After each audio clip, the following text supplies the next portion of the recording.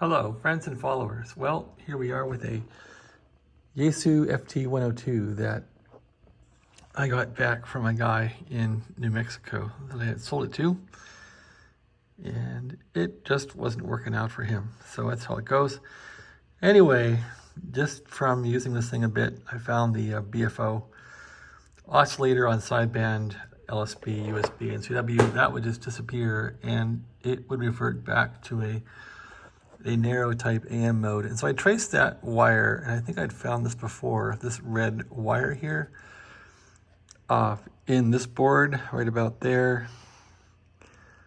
That seemed to have problems. So what I determined was it wasn't an issue with this little plug here. That wasn't defective on the circuit board, or it wasn't badly soldered.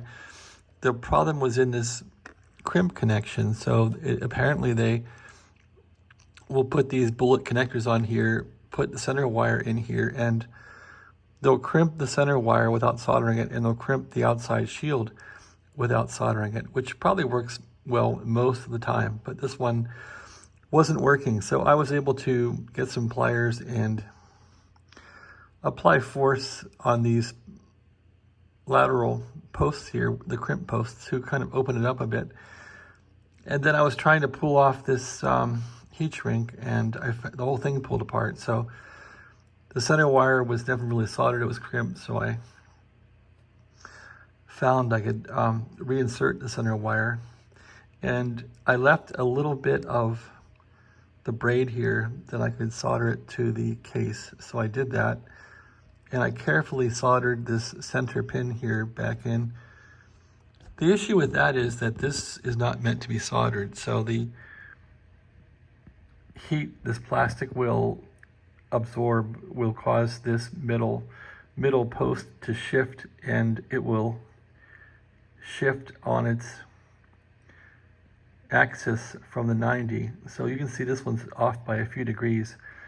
It was off a lot more, and I basically had to keep reheating it and shifting it and let the plastic cool off and then plug it back in. So this thing's fixed now. I'm just going to put some plastic on here, some heat shrink on here to keep it steady, and plug it back into the rig.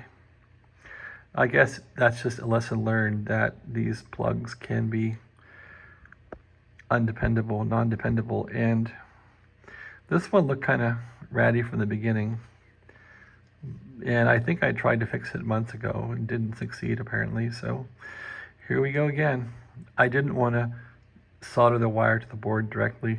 I could have done that, but it's like, oh my god, no, this board would be hell to get out, and you can break things getting it out, and I just didn't want to get that involved with it. So we'll see how this works. Okay, that's my video on the FT-101, which is on its back because it's getting serviced. Have a nice day.